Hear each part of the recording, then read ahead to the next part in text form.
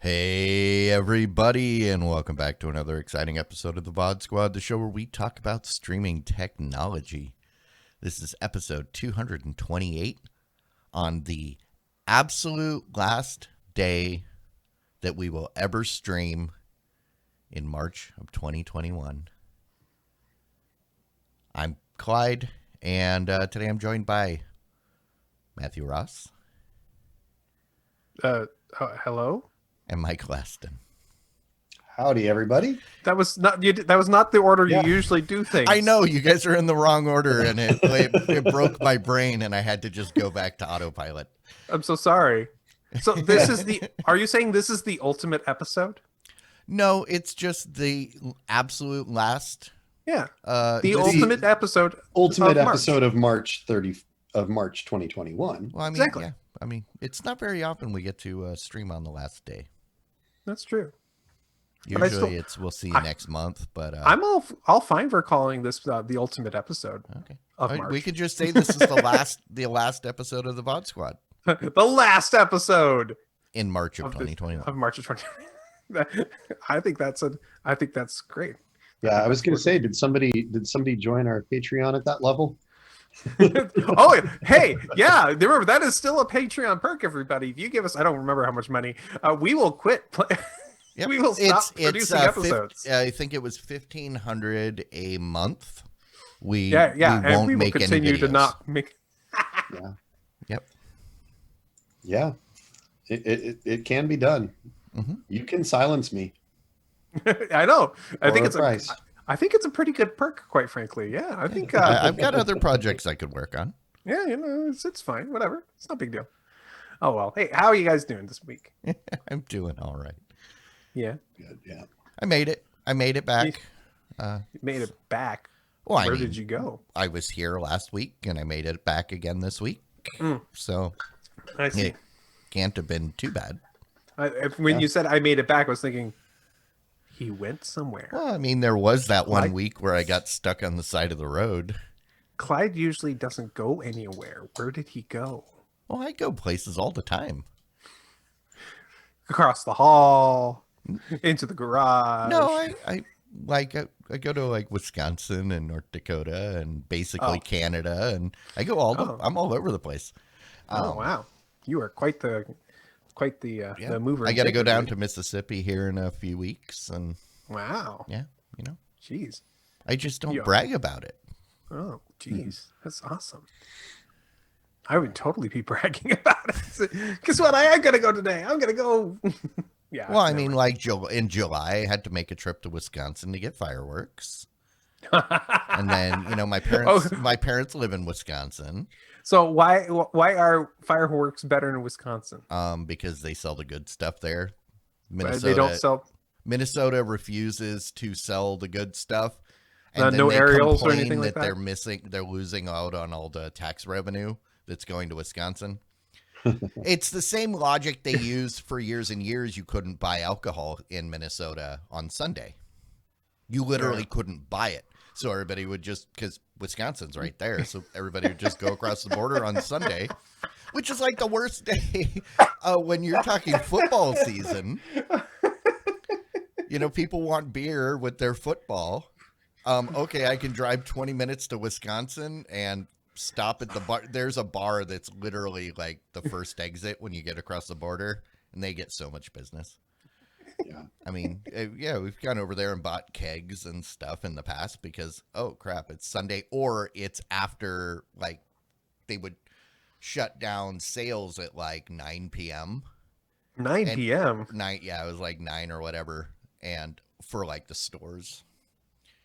And that changed a few years ago, but I'm gonna say I don't think that you get people together and you're like, hey, we should all go to so and so's house.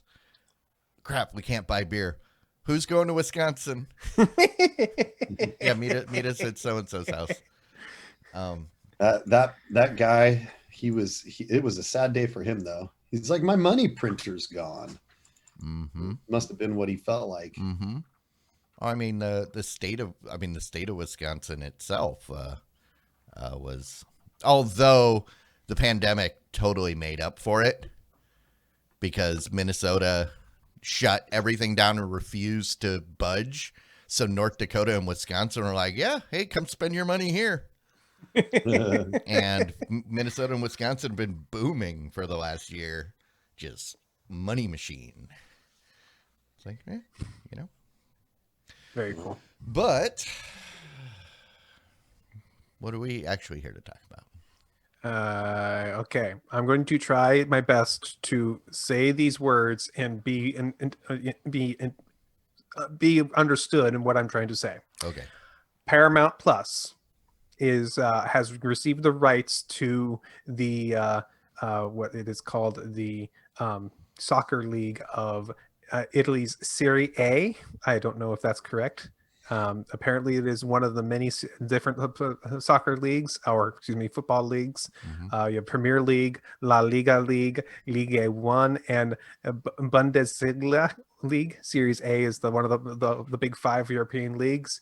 And Paramount Plus has been able to get the rights for 380 matches from that league, and also 25 leagues from Coppa Italia matches as well, including the final. So this is big news for if you're a big football fan. You can now watch your Italy's Serie A on Paramount Plus.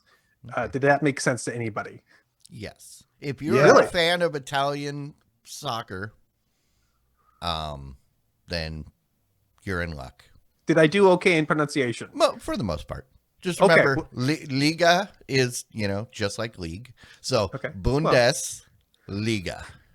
Oh, okay. Sorry. No, I mean, you got Liga right the first time in La Liga. Right. Yeah. But every time I see Siri, I always think they misspelled it. It's missing the S at the end. Should be series, but no, it's Siri. It's okay. Well, anyways, the sports world is moving between different streaming platforms. We're seeing a lot of this stuff. I believe there was some news about Amazon getting all of Thursday Night Football for like years now. So they're going to be getting all those different games. And apparently this used to be part of ESPN Plus, and so this is now moving to Paramount Plus. So this is just we're going to see this kind of moving around in different sports. A lot of this, I think. So yeah, all I have to say is the picture they used on this article. That uniform is hideous. It looks like somebody drew the stripes on with Sharpie. Yeah. Also, is he a ref? I can't tell. No, because he's because okay. the refs don't wear advertising. Oh, okay, but he's wearing black and white, and I imagine the refs And are gold. wear black. He's and got white. gold stripes on the side. Okay, fine, but Still, that is a hideous uniform. I don't know. It's okay. It's football. It's fine. I was just saying there's better pictures they could have used. Well, okay. Also, do people in Italy buy Jeeps? Jeep is around the world. Okay. I mean, I don't doubt they do, but I'm just curious. And knowing, I think Jeep is now owned by Fiat. Do people in America buy Lamborghinis or Ferraris? Sometimes, yes. That's the only Italian cars I can think of. Fiat? No, Fiat's not here. Sometimes they're here. Yeah, that's the Fiat. And I think Fiat is now part of the conglomerate that owns the Chrysler and all. It's like it's all confusing. It is. It's like they're all becoming like 2 or 3 different giant companies, which is really weird. Yeah, it's a good thing we don't report on that. Oh, thank goodness, because I would be very confused. But that's all right. That's a pretty standard state of mind for me. So, hey, how about this? Amazon's got this new redesign of their Fire TV series. Last week or two, I can't remember when, we announced that it came out to the third generation Fire TV Stick, and it came out to the Fire TV Stick Lite.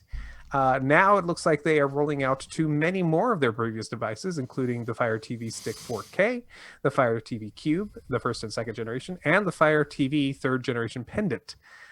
This is the new design that gives access to a new interface and gives you access to profiles, which is probably the real killer feature on there. So if you are an Amazon Fire user and you were like, oh man, that new interface looks like it would have been cool, I wish I had it on my slightly older device, now you might get it. So when we talked about this new interface the last time, Mike wasn't here, and That's he's true. the only one that uses this. So now we're finally able to ask him, have you encountered this new interface in the wild, and what do you think? I have not.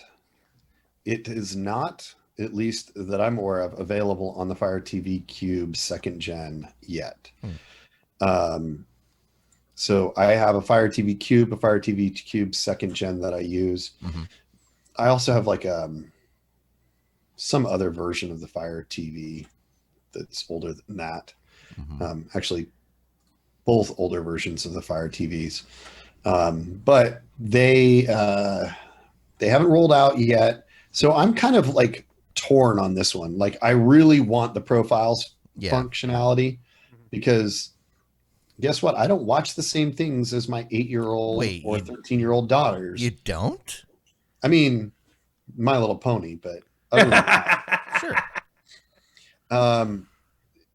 But yeah, so I don't watch the same things, so I'm excited to have profiles. That said, there's also a kind of like one of those like don't move my cheese kind of moments. Right. Like the I'm used to this, it works fine. Why are you screwing around with it? But I do want profiles, and generally I would say user interfaces do get better as you get changes. So I suspect after a couple of days I will be happy that I have the new interface and that it will be fairly second nature. And if not, I can always use voice commands to tell it to open Zoom or whatever.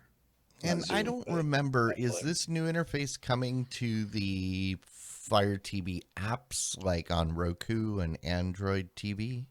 I do not know. I would think so, because it's literally just they took the OS and put it out as an app. Literally, that's what it is on Android TV, because Fire TV is running Android as well. That's true. They just took it, and so it's not a native running app. It becomes, a secondary app. But yeah, I'm curious about that. My only exposure to this is the Roku version of the app, and really when they all came out with their first versions of the interfaces, actually Amazon's interface was rather good for an initial release on the Roku. So as far as I can see, Amazon's pretty good at the interfaces stuff. Yeah, so I didn't mind it. It's not bad. But I absolutely hated it when it was my OS. Because, if I'm choose to go into that interface to watch a couple things, that's fine. Because I'm pretty okay with how people want to do their apps. That doesn't really bother me. But when I was using the Fire TV and I was stuck in that app all the time, it really drove me crazy. So, yeah, if I don't want to be launching Netflix and Hulu from that interface. But if I'm just looking for Amazon content, that's fine. So, all right, here we have story. Disney Plus and ESPN Plus are now going to be available on your Xfinity set-top boxes. That is both the Flex box, that is the over the internet streaming box that the Xfinity offers, and also looks like it will be hitting the X1 cable box as well very soon. This will allow you to use the built-in remotes that are available for the Xfinity boxes. They're kind of famous for their talking to their remote to either launch the apps directly or to launch shows that are shown inside those apps. So it will be directly interfaced directly into the existing X1 Xfinity interface. So this is remember, Xfinity's been doing this pretty much to everything before everybody else is even. Their boxes are now basically like a prime spot to get all your streaming services. Yeah, and they desperately want that because you, as a subscriber, you pay them like a monthly fee to use their box. So and you pay for the bandwidth. And you pay for the bandwidth. They want to make sure that you have that box in your house because that's revenue for them. If you're a really happy customer. Yeah. And because if you're saying, I don't need that box, I just need internet, and you're using a different device, that's not good for them. So they are really incentivized to make sure that everything's available from something they control. Right. And I'm talking specifically about the X1 box. Their other box, I don't remember how that works from a payment structure. It's, I mean, if you're excited about this, you shouldn't be. You should not be using the Xfinity player because you are not consuming enough of your content through that. So save yourself a bunch of money and get like a Fire TV and use it, or a Roku or whatever. I mean, it depends. It depends. Yeah. And I will defend the X1 because that gives you the ability to watch Comcast like specific Comcast streaming stuff on your devices. You have to have that in your network. So if you want to use that X1 stream, but if you don't care about that, then whatever, because that's the only scenario where actually using that X1 box makes sense. Yeah, I feel like, you're paying Comcast a lot of money. They found a way to get even more money from you, and they're doing what they have to keep you spending the money with them. Yeah. Like I said, I don't think you should be happy about this. You should be realizing that you can get your content elsewhere for less money. And if I remember right, the X1 box is also your modem. It's also your Wi-Fi router, which is where I would normally say absolutely not. You need to get off of that and get your own, roll your own. Even if it's like a cheap TP link, you're going to be better off than letting them manage, because also those X1 devices have a Comcast SSID that is open to any Comcast subscriber to use your network. And yes, while that doesn't count against your bandwidth, it's still your bandwidth. It's still using your bandwidth. I have a little bit of knowledge of this area. I don't know if the most recent version of the X1 box has all those features built into it, but the one I had of a couple of years ago when we had Xfinity and X1, they were separate units. Okay. But yes, they had a specific router that was their one that they can sell you that did give you the access to the gigabit, and it also gave you access to, and it provided the Xfinity free Comcast hotspot to everybody out there. But if in that router, I know this because I currently still have it, and I can talk about a little bit more about it. You can log into that router, and you can go in there and say, turn off the advanced mode and go to the dumb mode or whatever they call it. At which point it's just a cable modem. Yes. And that turns off all those features.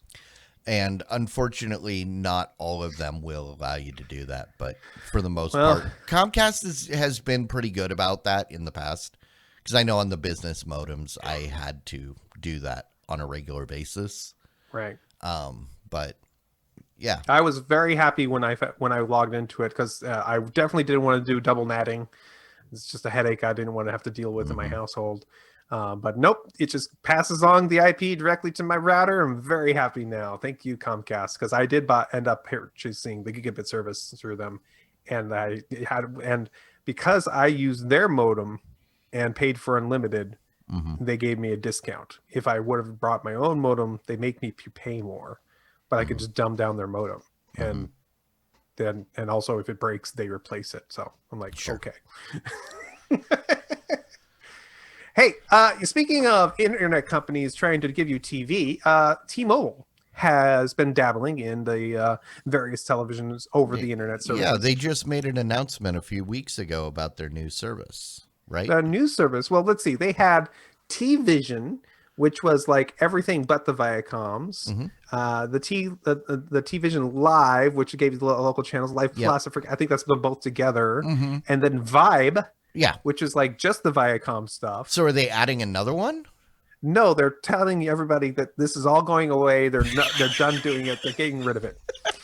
They're telling people that they should go ahead and move to Philo because Philo is free or very inexpensive. And YouTube TV. We'll give you a free month of YouTube TV and a couple months of YouTube Premium. Okay, just because, well, we tried, everybody. No. Well, so the question is, did that service make it longer than Quibi?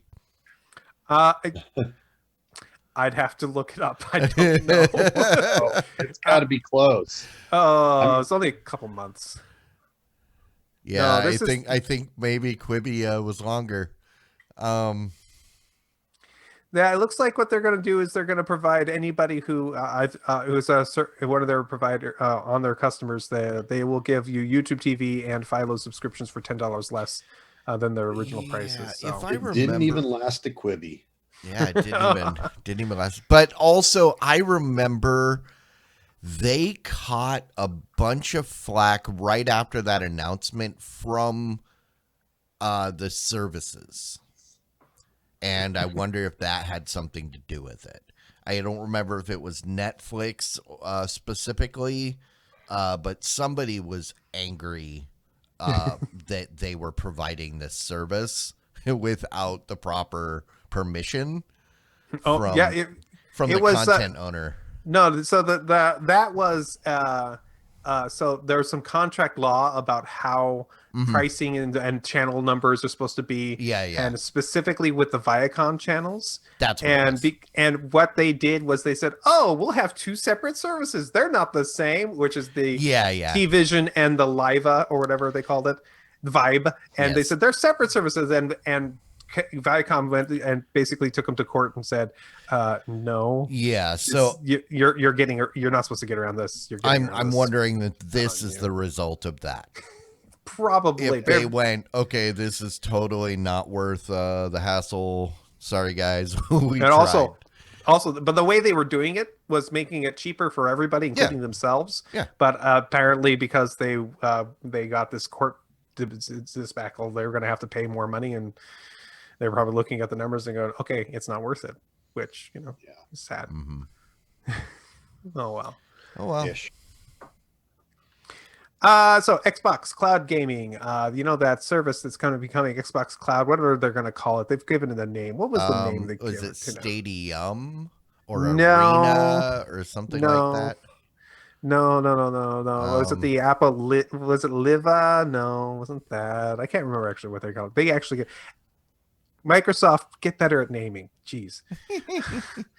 Anyways, their Xbox streaming service looks like they're starting to bring in some older titles into the streaming service, including Morrowind, and that's the Elder Scrolls Morrowind and Perfect Dark series is coming back. These are games that were available back on the original Xbox and the Xbox 360, which means you'll be able to play those old games on your device that could probably play them in emulation with no problem streaming over the internet. Well, that's funny because Stadia just got that Elder Scrolls Online, what is it called? It starts with an R. So the Xbox Cloud got Morrowind and Greymoor. Elder Scrolls Online Greymoor is I think the new newest version of Elder Scrolls Online. That's Oh. currently on sale right now on Stadia for $16.49. Is that is that part of Skyrim? I don't know. Is it, or it's a pure online It's thing? It's an online. It's a year-long adventure. It says part of the dark heart of Skyrim, the long adventure, year-long Oh. adventure. Okay, so it is. Part of It's Skyrim. whatever the newest thing. So yay, Xbox! trying to You got an remember old that. game. What's that? Which one is that you're referring to? Oh, it was on Stadia. If you go under store, Oh, okay. it's like Yeah. I'm trying. I Go ahead.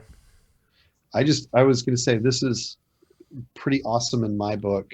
I have been a fan of the Elder Scrolls series since the beginning, and have played. I haven't played all the expansions to the games, but I've played every one of the games so. and love them. So, are you excited that Morrowind is coming to Xbox Cloud Gaming? I kind of am. Okay. If I end up getting, well, I mean, I already have an Xbox One, so I'm pretty sure you can play I can Morrowind on play it your already. phone. I'm pretty sure your phone is like 10 times more powerful than the maximum requirements Yeah. for that game. I would be really excited to see a full like remake of it. I think Morrowind was probably the one that I enjoyed the very most of all of them. I liked, I mean, maybe Skyrim was better, but Morrowind was probably more enjoyable for its time because it was so much better than anything else out there. It was the first, in my opinion, it was the first really good open world game where you could do anything you wanted in any order that you wanted and when you wanted. Literally, the only reason I know the name Morrowind is this would have been 98, right? Something like that. Yeah, I remember walking through the mall and the GameStop had a big Morrowind poster in the window, and I would see it every time I would walk by. So that name Morrowind is burned into my brain, but I never played it, never knew anything about it. So my only gaming experience with the Elder Scrolls series is actually Daggerfall, which is the second game, the game before Morrowind. And I played that like an hour or so. I'm like, oh, this looks like a pretty cool, you can pretty much do anything game, which is pretty nice, but never really got deep into it. Wasn't not my thing. So I own one. Did you play Skyrim? nope.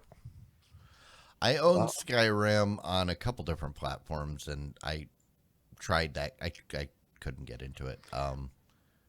But there was another one that I own, and I can't remember. It was not Morrowind. What was after Morrowind? Oblivion. I think that's the one I have on Steam. And I think technically there were a couple of them, but not major releases between there. yeah, I think I got that one as like a Black Friday deal at Micro Center for like $5 or whatever, PC version. And then I registered the code in Steam when you used to be able to do that. You can't do that anymore? I don't think so. No, I think you can. I think it's still a thing. Yeah. I don't know. Yeah. But Yeah, most games don't have physical copies anymore. Yeah, it's true. So yeah, I think from the Elder Scrolls series, Skyrim is probably the most all-around enjoyable game. But I think Morrowind was the most. That was the revolutionary one. Daggerfall was really revolutionary because it was actually open world as well. It just wasn't as good as Morrowind. No. Morrowind had a pretty good. This is one series where I truly believe every release has been noticeably better than the previous release. Significant improvements in every respect, with the exception of the MMORPG, which is not necessarily a failing of the franchise as so much as a failing of the entire concept of MMORPGs in my book. I'm just looking through the other games that are in this list here, and the only other game that kind of like goes, man, I wish that's the game I wish that I could play. Is actually I've never got got the chance to play Perfect Dark or Perfect Dark Zero. That looks like a good series I'd like to So, try. being that that Microsoft Cloud Gaming is targeting the old games, are we gonna next see King's Quest and Leisure Suit Larry? And I'm trying to think. I'm going through my mind of all the Sierra games I can think of from like the 90s. Quest for Glory or King or and then you've got There Police was like a Quest. Space Quest or something Space like Quest that. was great. Roger Wilco was in Space Quest. Uh-huh. I Space mean, Quest 2 is okay, but Space Quest 3 But is yeah, like the best. King's Quest was the first one I remembered, where Of course. you pointed and clicked, and then it would go. yeah. Oh, I mean, they're gonna blow everybody's mind, and they're gonna give us Mist. well, they re-released um, King's Quest with a new, Yep. like a full remake, right? Almost all of Uh, the first edition of those games got VGA upgrades versions of them. So yeah. there's- But I would say out of this list, probably the other games that are kind of standouts are, of course, the Gears of Wars and the Fallout. But to me, Fable 2 was actually a really phenomenal game. Um, Fable 1 was okay. Fable 2 took the model from Fable 1 and turned it up a notch and made a really great game. Um, not catchy enough to keep me coming back to every release of the series, but it was a very enjoyable single playthrough. I even tried to replay it as a bad guy, but I didn't get very far in it. I don't like playing bad characters. oh, I'm sorry. Your character changes to look its appearance in that series based on the decisions you make. So if you play a good person, then you become angelic looking, and if you play a bad person, you become demonic looking. And I thought that the demonic looking version of the character was way cooler looking, so I wanted to get demonic looking. But That I was the just one where you could felt kick chickens, awful every right? time I killed an innocent person or whatever. It just like Yes, you had to kill innocents in order to win, and I just like I felt bad, so I stopped doing it. I gave up. When you mentioned that game, I was thinking Kingdom Hearts. But no, Fable. Yes, that was the one where you run through town, you kick the chickens, and it would. Yep. Yeah, that loved was kicking the those one bad chickens. thing that I didn't feel bad about doing. kicking a chicken kicker. That's partly where Poodle Puncher came from. Was a variation on the chicken kicker, but There you go. okay, well, cool. I'm just waiting for them to release Boogie Bunnies. Boogie Bunnies. Yeah, you look that up later. I'll have to. Okay. It's actually owned by Microsoft, so it's Oh, their really? own IP. Okay. Xiaomi, the makers of some Android devices and other things, has come out with a new smart projector. It is a fairly small-sized projector called the Mi Smart Projector 2. It's a really tiny little projector with 1,300 ANSI lumens. That's pretty bright, actually. And it's a running Android TV version 9.0, so it is you're able to do all your different streaming services. It's a full 1080p resolution display with HDR10 support. And this is actually a pretty nice little box. The price is a little steep, though. It's starting off at about $1,177 as far as the price is converted from euros, $9.99. So this, I mean, that price is not, for what you're getting, is not that outrageous, because this is essentially what people have been asking for, that have wanted a small, portable, compact projector, but a Pico projector just wasn't good enough. Yeah, this is a good balance, but or would appear to be a good balance between a full, like, permanent installation, high resolution, or even like more affordable, not necessarily the highest resolution, but permanent installation projector, and one that's smaller. This looks to be about the size of, I'd say it's half a toaster on its side. Yeah. So if you cut a toaster right down the middle and you laid it on its side, that, based on the context in that picture, I would say that's probably about the same size. So looks like the size of about 6 DVD cases stacked on top of each other. And I have liked the compact projectors that have had Android TV built in. It's not a new thing, and I found it very useful, and I like this. I hope it looks good. Are you thinking of getting one? No, I'm not. I can't even spend $600 on a 70-inch TV. Bring myself to spend $600 on a 70-inch TV, 4K.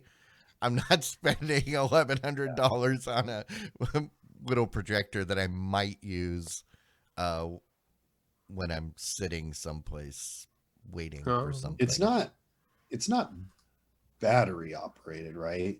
I'm not missing that, right? Like, it's not battery operated. I wouldn't be surprised if it had that option, but I don't think so. It would take some pretty big batteries to run that. Yeah, especially that bright of a lamp for any length of time. 800 ANSI.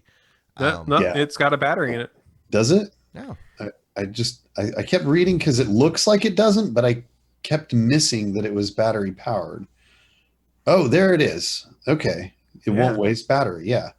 So it doesn't say it has a battery, but then it implies it by saying that you won't waste battery because you can play the speaker in Bluetooth, which I actually read. I just didn't tie the two together because I was looking for it to say, and it can be battery powered. Yeah. I mean, here's the thing. Like, it has a definite target user. Mm-hmm. It's that person that wants to have a backyard movie party, or, you know, go to the park and play a movie with their friends at the local park or whatever. It definitely has a good user, like good focused purpose and reason for having it. So I do think it'll do pretty decent. I think there's a lot of people that'll want to go out to like the nearby soccer field and hang a sheet on the soccer post or something like that and watch a movie together. That said, it's certainly not something I would ever be interested in. That would require me to go outdoors to get any use for that. And I like the graphics inside much better. Mm-hmm. Fair enough. No, I especially knowing it's got a battery inside and it's supposed to survive the, wherever you bring it. This is actually almost reasonable. This would have been handy for a lot of people in Austin a few weeks ago. Yeah. As long as when they didn't have power, had it charged and ready to go. Yeah. I mean, it definitely has some good use cases, and I think the fact that it has a battery in it, as long as that battery can last a 2.5 hour movie, I think people are going to enjoy it, and it'll do well. What was you may have to? We talked about. Sorry, we talked about something within the last year where it had, I think it was battery powered, but the battery wasn't long enough to watch an entire movie. Yeah. I don't remember what it was. Yeah, and that's I mean, there's a lot of laptops where you can't make it for a 2.5 hour movie, and so you go on a flight, you get ready to watch your movie, and it dies right before the end scene, the final battle or whatever, and it's just I get it, but you gotta think about that when it's I remember what it was. It was one of the VR headsets. Yeah. Oh, it was supposed to be super portable, but it only gave you like 70 minutes of like time or something like that, so you could get like halfway through a movie. Right.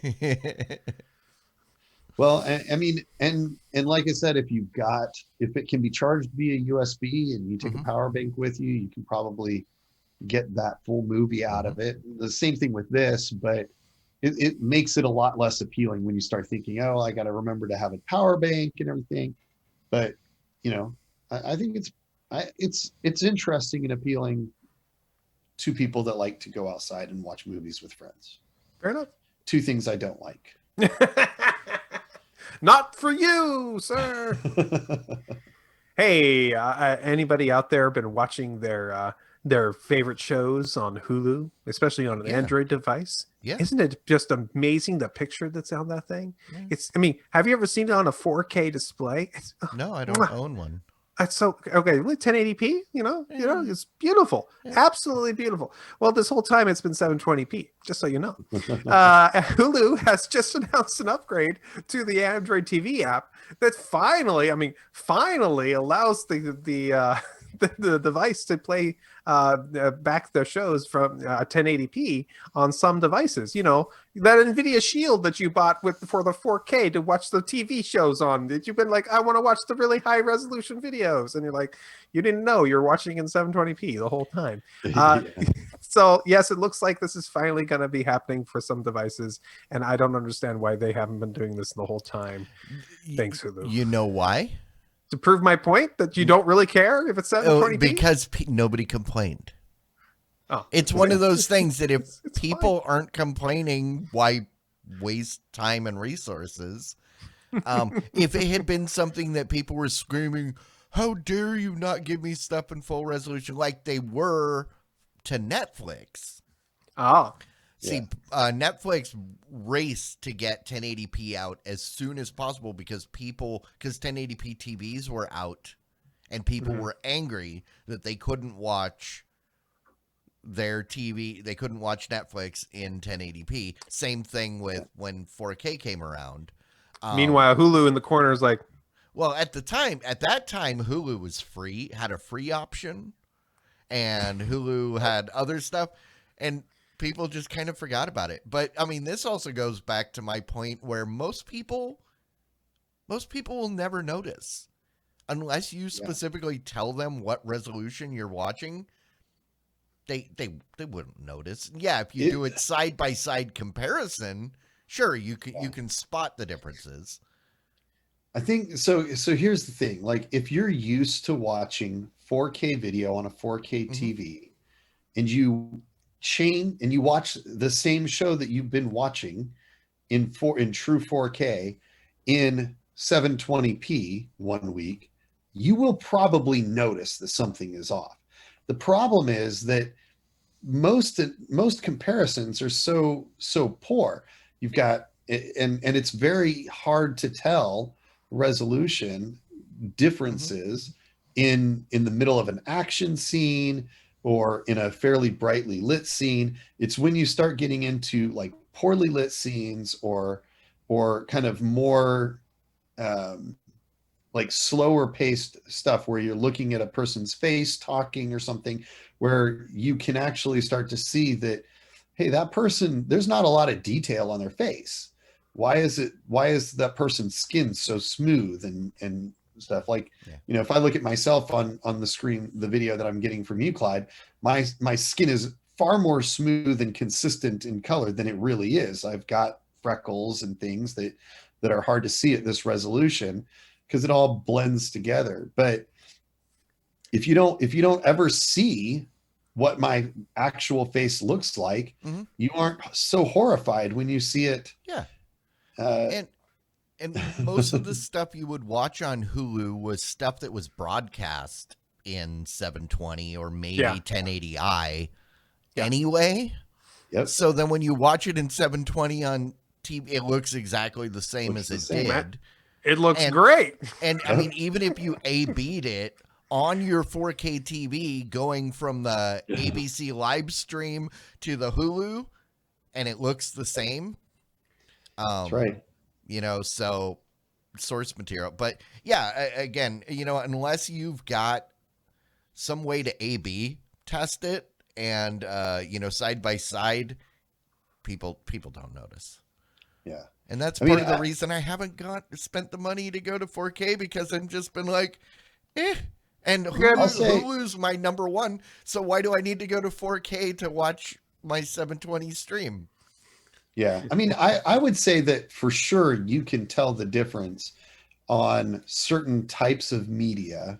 So like there's some shows where I'll watch them downstairs on my 4K Uh-huh. TV that's a high quality 4K TV and it looks good. And then I come up here and I'll watch it say on Netflix and um, I don't have quite as good a bandwidth in this room for my TV.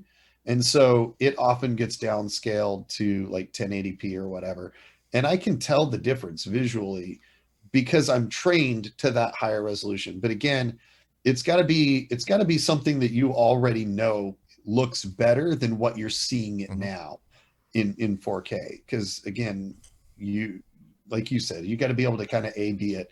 It doesn't necessarily have to be like comparing side by side, but it's got to be something you're familiar with the better looking Well, version yeah. of it. I mean, another example, within the last year or so, I moved our stream from 720 to 1080p. Did anybody notice a difference? Really? This stream right here, I mean, we're in 1080. Great. See, That's my excuse for when people say, "Oh, Clyde got much uglier." Um, oh yeah, well, I bumped up the resolution. Trust me, you don't want to see me in 4K. it's funny Um, because what I see from you here on this screen is not as good as what I see from you coming through Twitch. mhm. Over here, it's actually higher resolution through Twitch um, versus what I'm seeing through Zoom. Um, but like if what for your good example, right? Like if you were in 4K, we would know immediately because I'd actually be able to see the strings on the guitars behind you, Mm-hmm. right? Like they would be distinctly noticeable. And now they just blend in the background and you can't see them at all. Um, and those kinds of things are, I mean, they're not meaningful differences, right? No. Like it doesn't matter that I can see that, oh, that's a 7-string guitar back there, or that's a 6-string. I don't even know if you have a 7-string, um, but it is something that I can see, and I like having that better detail. There Seven you go. string See, on the end. that was just a compare. Like I would never have known that because Yeah. I don't have a 4K feed of you. Mm-hmm. Well, and that goes back to it goes back to my point that most people don't notice and don't care. They Yeah. As long as it looks good or to what they basically their basic expectation, then they're just Yeah. happy. So And like I said early on, when I first got my 4K TV and 4K was fairly new, it was pretty jarring because they still used the same kind of video techniques in a lot of shows where you'd have like a close up of a face, like a really close up, and you could Like, see in "Ooh." 4K, you see like every pore, and it's like, oh, that's not good. You need to be a little farther away from that guy in Makeup. 4K. Or sometimes you can see the makeup in higher resolution Or where you couldn't yeah, before. It's like, yeah, it oh. was the first couple of movies I watched or TV shows I watched in 4K. I was like, oh wow, that's jarring.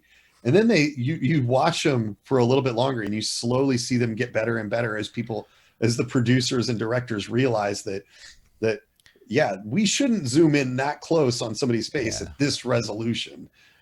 And I mean, and also it was even worse if you had the frame interpolation, uh, that soap Yeah. opera effect.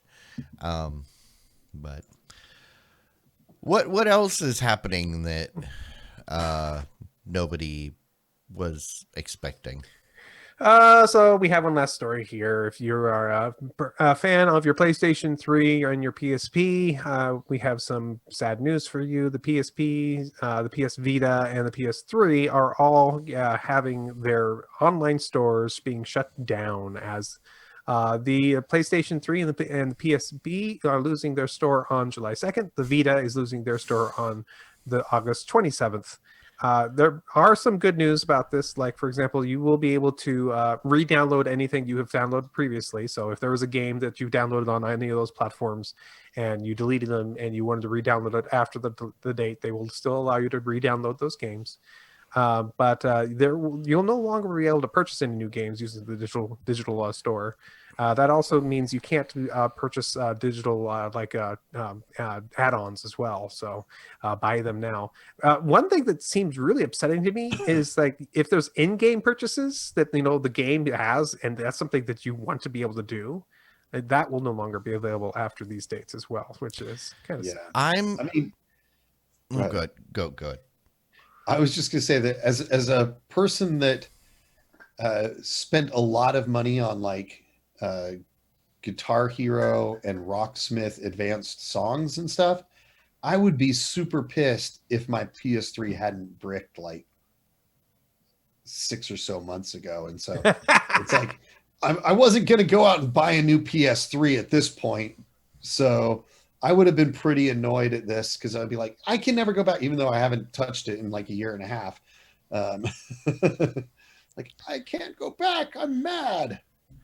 I never will, but I'm mad anyways. It's the Although, truthfully, I think the real story here is the store was still open for the PS3, Vita, and PSP. Yeah, all the different stores eventually shut down. I know the Nintendo ones are all going to shut down.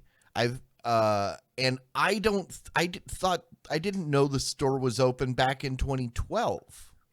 I thought the store had been gone. So yeah. I mean, it's a good run.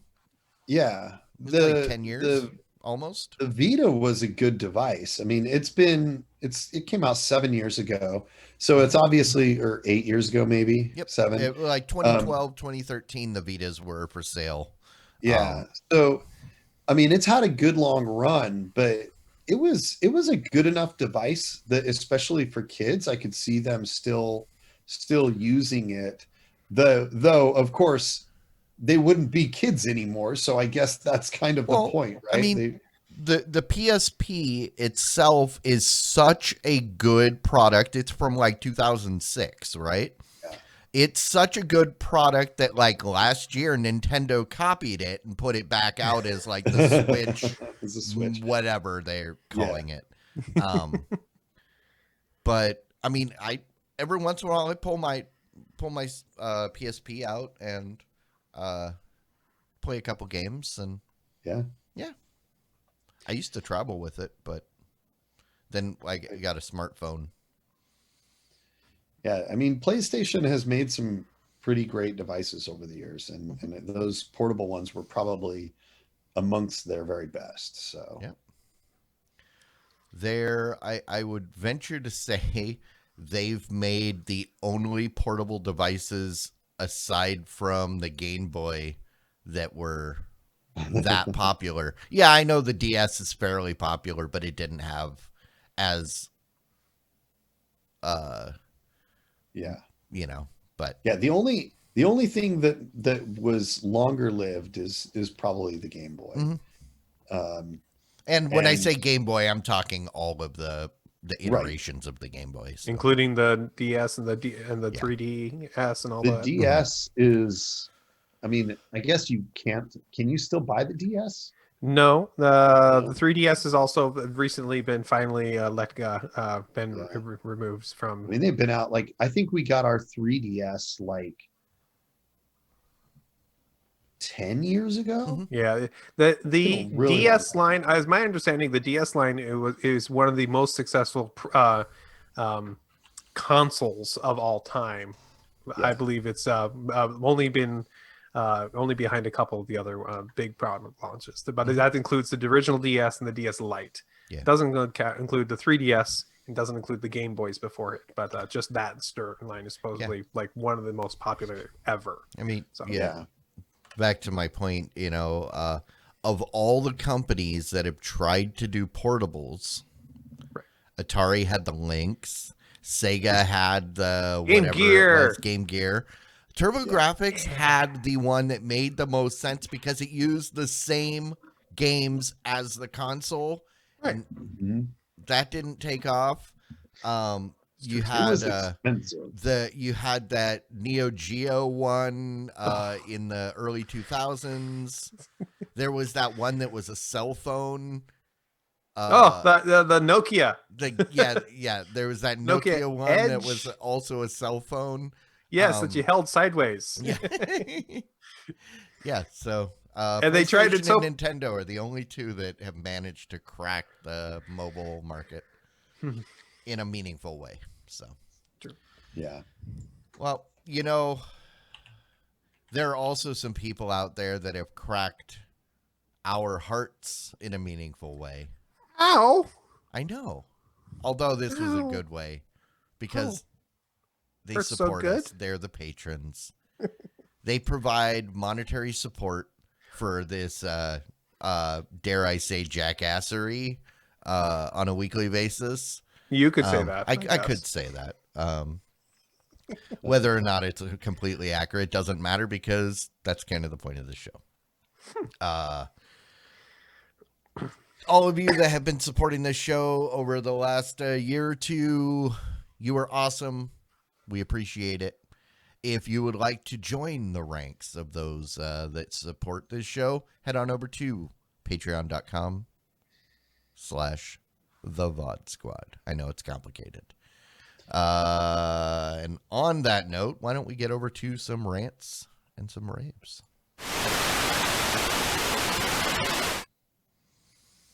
Dun, dun, dun. We're back. What do you got? Remember last week I mentioned that I am building a computer. And one of those pieces of that computer that was really exciting for me was the fact that I was able to find a 1650, a GTX 1650 at retail from some place in China. Apparently that was such a good deal that they decided to cancel that order, which is sad. Oh, no. That's okay. So yeah, parts have been coming in and trying to get it together. Just before the show tonight, the last couple of parts just arrived, but we have this guy. Oh. So this thing is bigger than I expected it to be. Well, quite frankly, it's kind of like that projector. You take a mid-sized tower and you slice it down the middle, and you've got that case. That's cool. Right.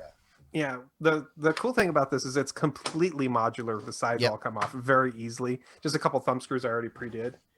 But on one side, this is the side that has the power supply on bottom and the motherboard on top. Okay. And on the other side, this is the GTX 760 that I put in Mom's computer. Mom said it's okay to steal it and put it in this one. So cool. So Mom's using the onboard graphics So Mom's card. going to get the 3090 when they become available. No, well, we'll see about that.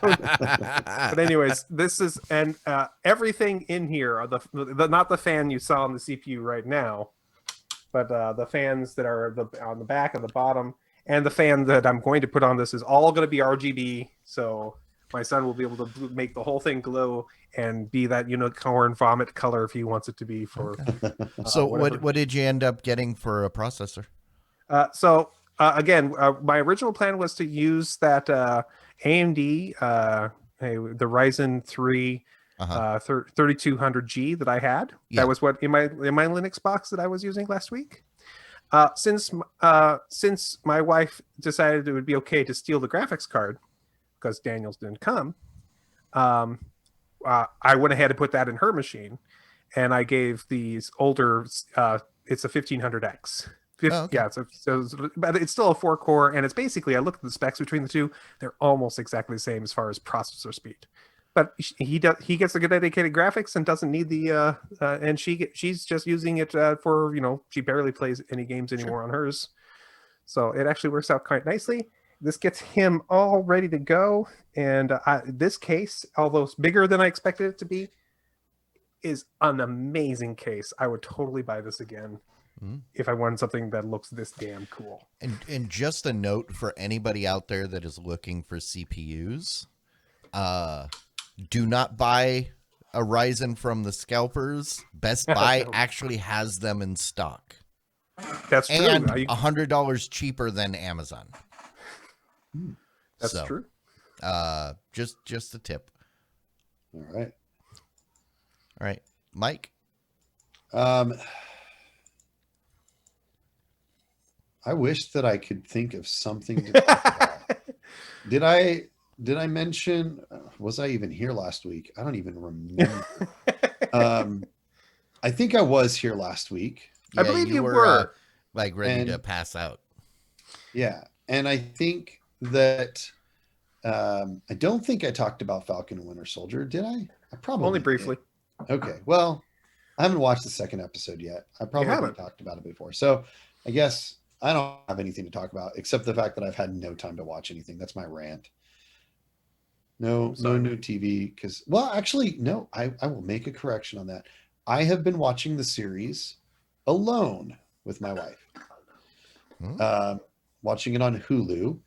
It is, or on Hulu TV. I don't know if it's on Hulu, but it is a reality show where they take these people that are supposedly experienced survival experts and they drop them off.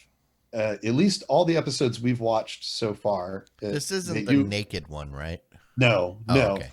But they drop them off on Vancouver Island in Vancouver, British Columbia, and they leave them. And they have their own camera equipment. They leave them with a bunch of camera equipment, and they have to survive there alone for as long as they can. And they have a sat phone they can call and tap out at any point. They get 10 survival items, and that's it. And 10 survival items don't include like their clothing and their sleeping bag, but they have like a knife, fire starter, water bottle type things. Exactly. And so so we've watched a few seasons of that. We started watching it a while back. I think during the winter storm is when we started watching it. How appropriate. And so, yeah, we were cold in our house with no heat with heat intermittently, and would watch TV when the TV was working and when we had power. And it's actually really good. It's interesting to watch people. Sometimes they just are not prepared for the level of difficulty of surviving. If you understand this, Matt, as somebody that lives in the Northwest, but if you don't live in the Northwest, it's hard to understand just how wet everything really is in these rainforests and how hard it is to like start a fire, and there's a reason miserable you can get. There's a reason that in music the Seattle sound was so kind of dark and depressing. It's because it's the weather. Yeah. So that's exactly it. Like some of these people like just really struggle with how difficult it is to survive in that particular environment. And there's bears and cougars and wolves and stuff there as well. So I'm sure there's cougars in every major metropolitan city. You just not that kind of cougar. Wrong kind of. No, that's the wrong kind of cougar. That's not what he's talking about. Oh, okay. Yeah. No. Oh, Mercury cougar. I'll say mountain lion next time. Thanks. But yeah, so it's interesting, and the real interesting thing is though how much the aloneness messes with them, because I don't know. I kind of feel like it wouldn't bother me because I don't mind not ever seeing anybody ever. At least that's kind of how I feel. But these people get out there and most of them experience far more psychological difficulty than they do like physical difficulties, as the only thing that compares to that is the lack of food, because finding food is very difficult for them. And a lot of your plants. Know your good plants. Will lose a lot of weight. They eat a lot of seaweed and stuff like that. Yeah. I'd rather go forage for grubs than eat seaweed. Yeah. I don't know how to trap. It's interesting. I found it far more fascinating and interesting than I expected it to be. And we've watched 3 seasons of it now at this point. So it's It's really good. If you haven't watched it, it is worth a watch. Just to get some idea of like how these people manage to survive. Some of them are very creative, come up with really neat ways of taking advantage of the environment, and others just really straightforward or do a horrible job at it.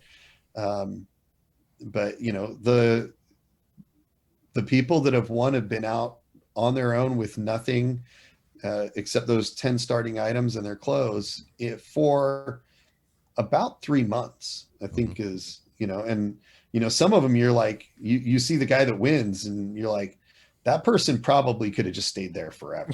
As long as he wanted to, he could have stayed there because he had it set. Like, he was good. So it's pretty interesting. But All right. Well, Pacific Northwest help for everybody out there if they're ever gonna, you know, do that kind of thing. I say drop them in the Mojave Desert and then see how they do. That's right.